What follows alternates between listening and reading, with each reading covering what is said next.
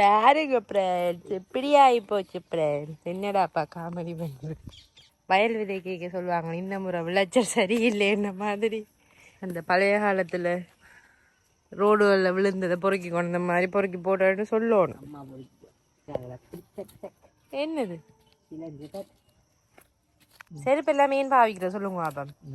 செருப்பு காலுக்கு இல்லை மாட்டுத்தாள் பேப்பர்ல எழுதி வீரைய சரி பத்திரிகையில போடு. வா கிட்டவா இறைஞ்சி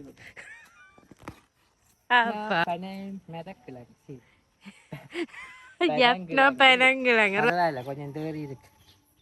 பொடியல் மாவையும் பொடியல் புட்டையும் பொடியல் கூலையும் பிடிச்சா போடுங்க. நீங்க அதையே சாப்பிடுங்க.